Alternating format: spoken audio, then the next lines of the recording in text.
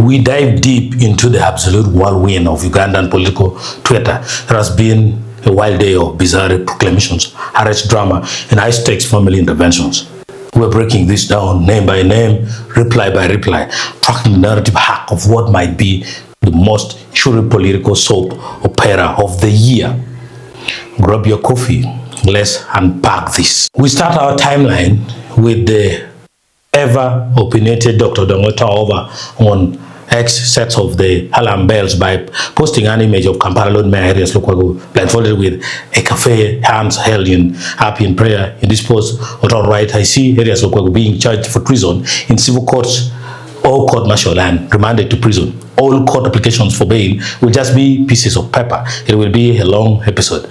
A lion can never become vegetarian. I am not a prophet. I am just a political philosopher. Now think about the gravity of this statement. Otto isn't just suggesting a routine political arrest. He is talking treason, a capital offense, complete with military court martials. He frames himself as a political philosopher, reading the tea leaves, setting up a dark, tense atmosphere for what was to follow. And right on cue, the drama escalates. Enter General Muhoozi in a follow-up post. Muhoozi shares an blindfolded, highly distressed image of Lukwago holding his head.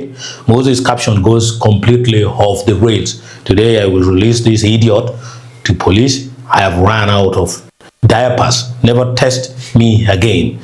Let that sink in. A top military general openly claiming he has a prominent opposition politician in custody, running out of diapers, and threatening the public not to listen to him. The sheer absurdity of the wording mixed with the terrifying reality of extrajudicial detention sent shockwaves through Ugandan social media. But Muhoozi wasn't done yet. He then pivots into a grand ideological justification for his power. In another post, he drops a massive statement. I am a descendant of the great Bachuezi. They will always rule Uganda. Quickly, Daudi Kabanda jumps into the replies to back him up, doing some historical heavy lifting. The Bachuezi were legendary demigods and ancient rulers of the vast Kitara Empire, highly revered for introducing centralized governance. It gets even more intense. Muhoozi doubles down on this divine right to rule by invoking a mix of traditional mythology and Christianity. In a separate post, he shares an image of Jesus Christ, writing, I thank my God and ancestor Jesus Christ for all the strength he has always given me throughout my life. And if you thought ancestor was a slip of the tongue, he follows it up with another post tracing his literal genealogy. Our bloodline starts with Jesus Christ. It runs through Mzee Kabugoma. He produced Mzee Amos, who produced Mzee Museveni, who produced me. From the Bachuezi demigod to Jesus Christ himself, Muhoozi is laying out a narrative of absolute destiny. It's a fascinating look at the psychological warfare happening on the timeline. And one thing I've noticed is Muhoozi doesn't even know that photo of Jesus Christ does not exist. The one he shared is not Jesus. That one is the actor of the movie Jesus. Suddenly, the tone shifts from divine fury to domestic intervention. In a new post, Muhoozi announces a change of heart. My beloved wife, Charlotte, has convinced me to release the criminal Lukwago. I will release him because of my love for her. Enter the sycophants to control the narrative. Baru Hagara Balaam Atenyi jumps straight into the replies, piling on the praise. Thank you, Chairman General M. Ngaba, for giving Mr. Arias Lukwago. Special thanks to our generational First Lady for her compassion and understanding.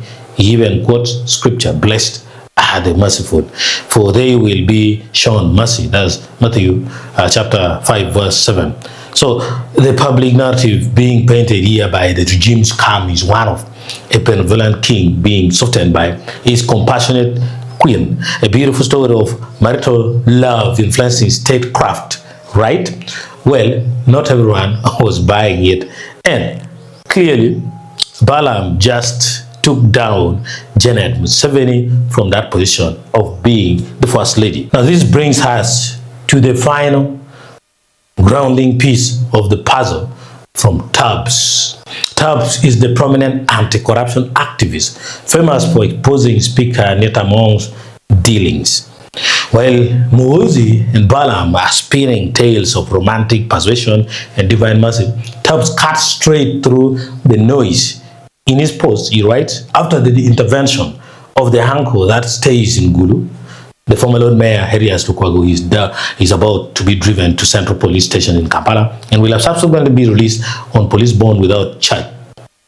Boom.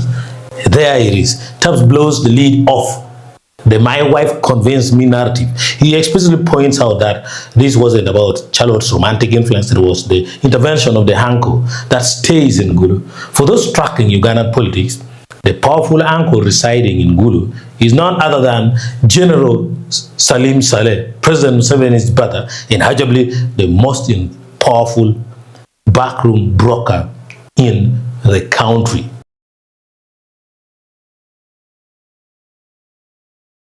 So, what did we actually just witness? We watched a high-stakes political arrest start with chilling predictions of military treason, that's courtesy of Odonga, devolve into a bizarre online town about diapers and divine bloodness, that's courtesy of Muhoozi, transition into a carefully staged PR stunt by a wife's loving intervention, that's courtesy of Balaam, only to be exposed by an investigative voice, that's Tubbs. As a classic case of raw backroom political maneuvering by Salim Saleh. It shows you the layers of Ugandan politics. On the surface, you have mythological claims and family drama.